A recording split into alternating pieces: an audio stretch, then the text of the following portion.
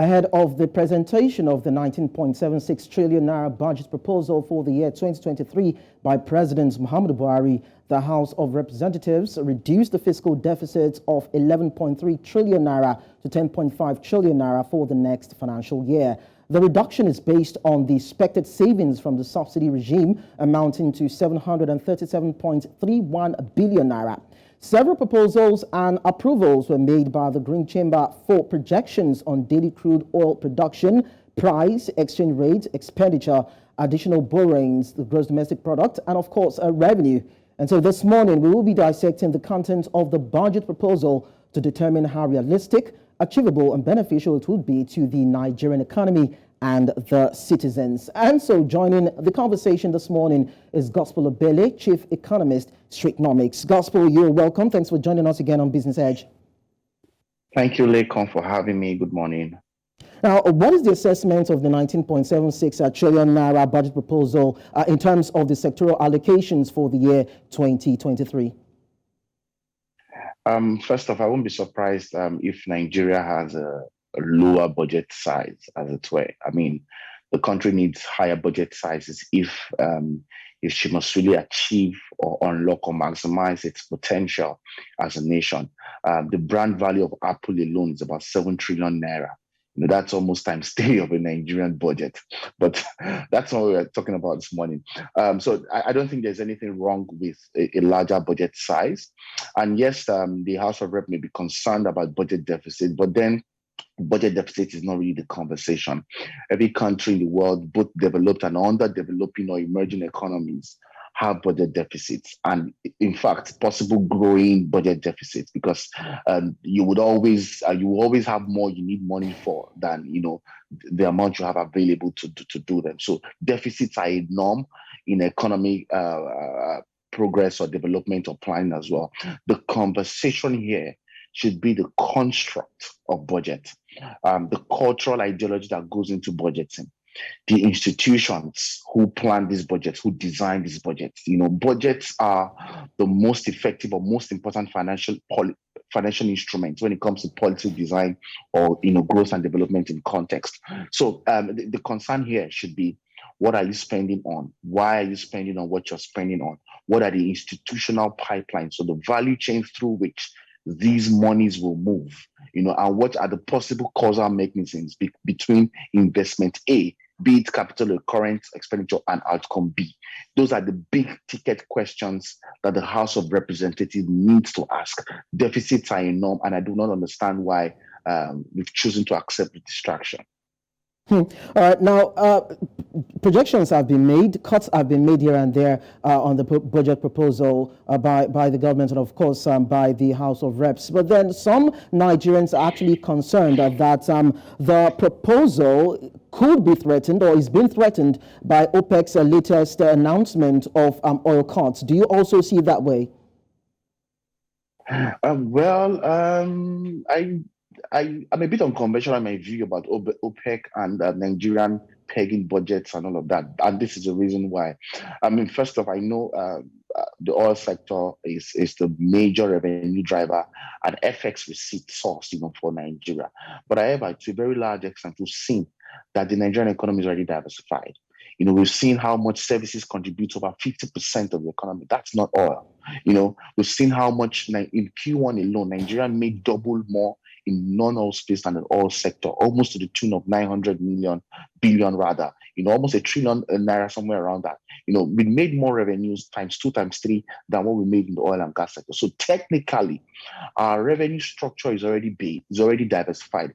We just need to unlock its potentials. We just need to organize the market, and we need to do more around, enabling that process, for foreign exchange receipts and supporting MSMEs and all of that. So the big ticket, the low-hanging fruits are literally visibly, looking at us like this. I just need to take advantage of it. So I do not I'm not in the school of that argument that year on year we need to begin to understudy what OPEC is saying and what OPEC is not saying for us to do more around our oil and gas sector and oil receipts. I just think that is the conversation Nigeria needs to outgrow if growth and development must happen. The economy is already at the verge of collapse, and I don't think revisiting old ways of doing things would make any sense.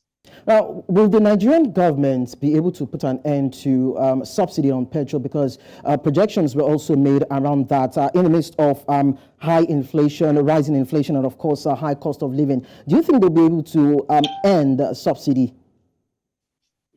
Again, I share a different perspective when it comes to subsidy. Subsidy is only a distraction. You talk about subsidy because you don't have power.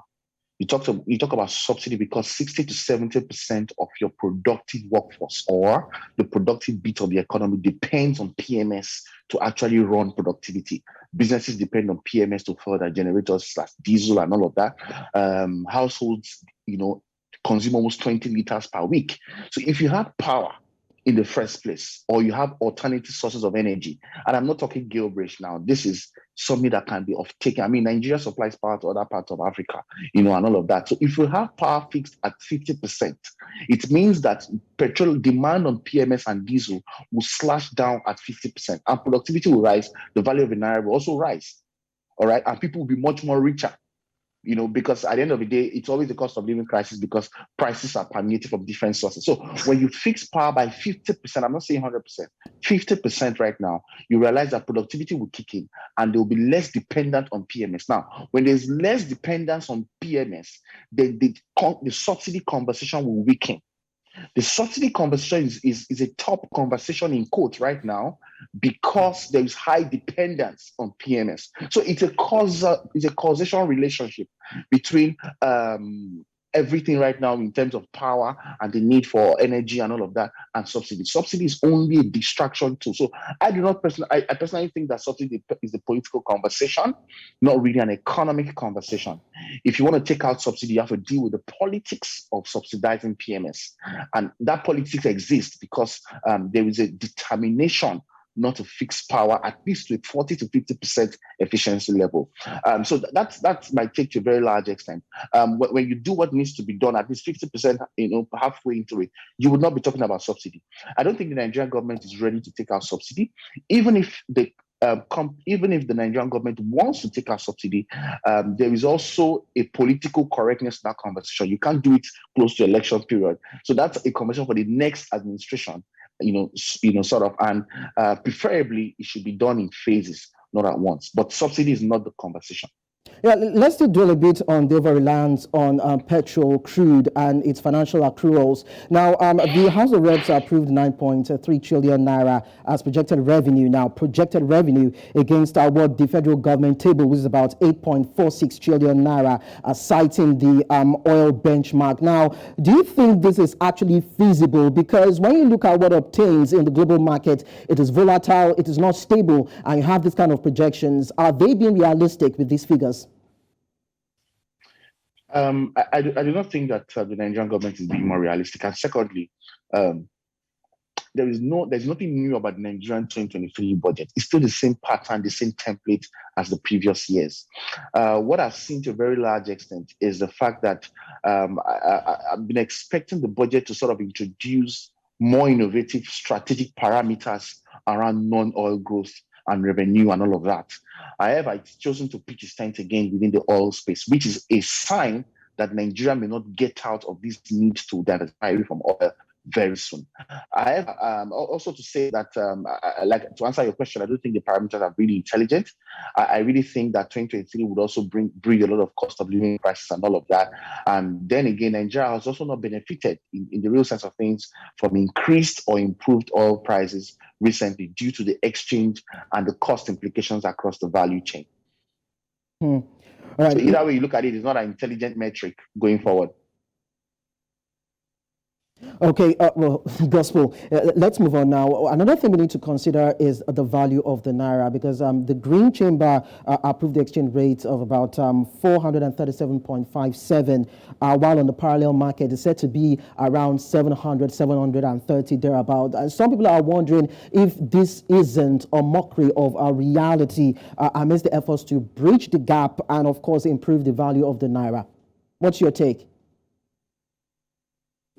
So my take is two things largely. Number one is the fact that the value of a nation's currency, not just the naira now, the value of a nation's currency is a function of the weight of productivity the volume and the weight of productivity in that economy, and how much of the outcomes of those productivity efforts, are being taken across borders or even exchanged within borders, first off. Now, having said that, it's also important for me to state that pegging your currency around 430 something naira, to a dollar is very unrealistic as well, because you already have a demand crisis around the currency. And technically also, there's a shortage of supply of the dollar, in the real context of things. So what that simply means that even conventional government institutions may need to exchange at a higher rate, either on the I&E window or through the black markets and all of that. When you begin to tilt towards that, it becomes very unrealistic in terms of budget as a financial instrument to fund government projects. So I do not think that the set of assumptions are very, very intelligent. It's easy to speak around what government is not doing, but we need to begin to scientifically question the base, on the design construct of budget and all of these policy reforms that the Nigerian political class is seeking to introduce as well. Well, twice in your response, Gospel, you hammered on productivity. You also talked about the fact that, yes, the Nigerian economy has been diversified. Well, you also mentioned about how to improve the gross domestic product of the country, where it's been projected that growth rate will be about 3.75%, while inflation will be about 17.16%. So what do you think the future of the Nigerian economy would be looking at these indices, probably next year and the next 3, 4, 5 years? The GDP is not a sign of productivity. The GDP is only a sign of economic activity. So the numbers the GDP reflect shows to us how much of economic activities have happened in a particular quarter, and if those economic activities have picked up over time. That's what you see in the percentage increases and all that. However, activity does not equate productivity. We all know that. You may be moving in one direction, but it may not be the right direction. You may be doing a particular thing, but that's not the most productive thing that you should be doing at the time. So activity does not equate productivity. And unfortunately, the elements that capture, measure, and help us move towards productivity are not represented in the GDP construct. So whoever is looking at GDP to tell the conversation or the story around the naira is looking at it wrongly, because economic activities do not necessarily translate to improved currency position or prosperity for the average Nigerian or competitiveness for the Nigerian economy. So even if Nigerian GDP rises to 7%, it doesn't necessarily mean that the Nigerian economy is better off for it in the real sense of things. Because at 7% still, people do not have jobs. At 7% still, the naira is failing. At 7% still, it's difficult trying to do business in your economy, in the Nigerian economy. So there is a need for us to begin to rethink what these metrics really mean and begin to help in interpretation, so that the average Nigerian, we can help the average Nigerian literally move from point A to point B and get better for doing that.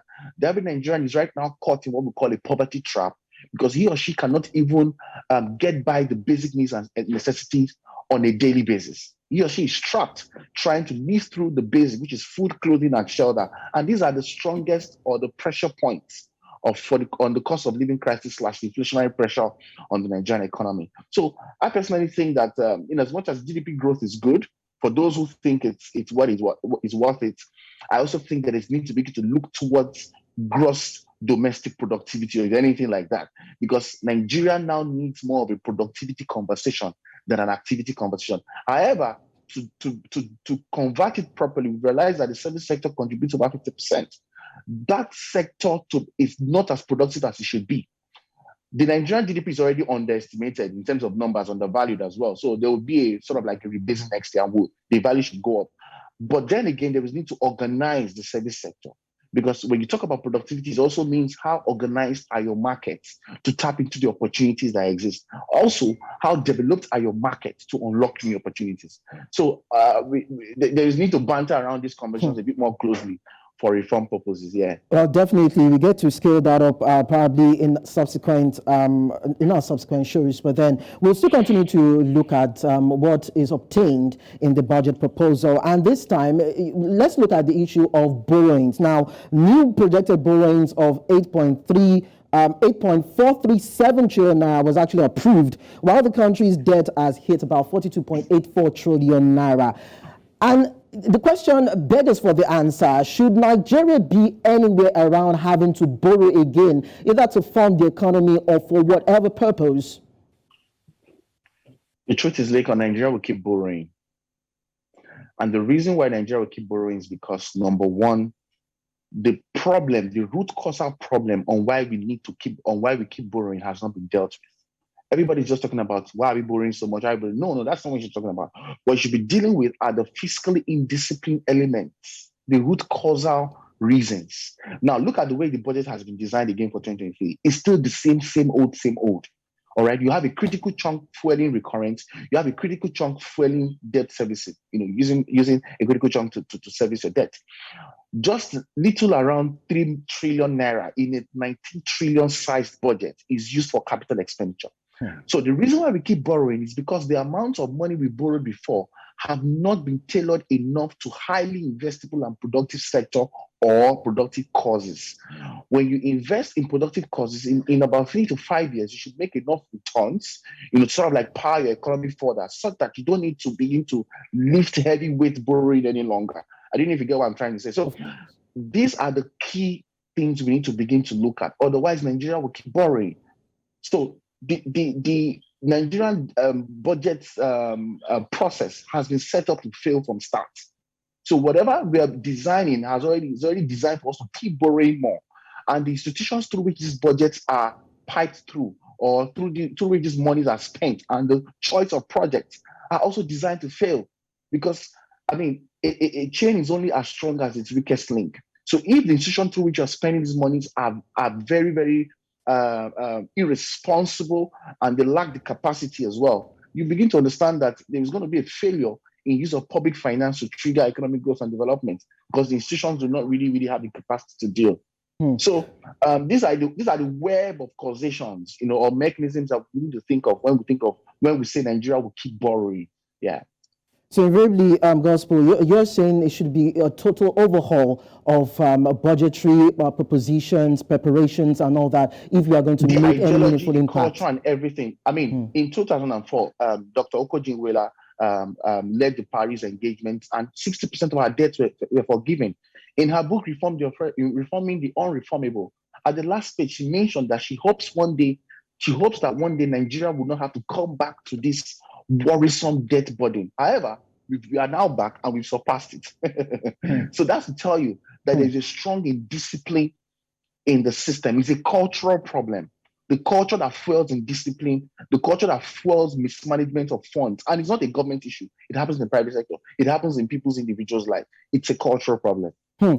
Big one. There's a cultural problem. Well, some people have called it a copy and paste syndrome within the polity, but maybe they'll be able to make a change and get it right. We'll keep on telling them. Thank you so much, Gospel, for dropping by on Business Ed. Really appreciate your presence. Thank you for having me as always, Lekan. Great speaking with you again.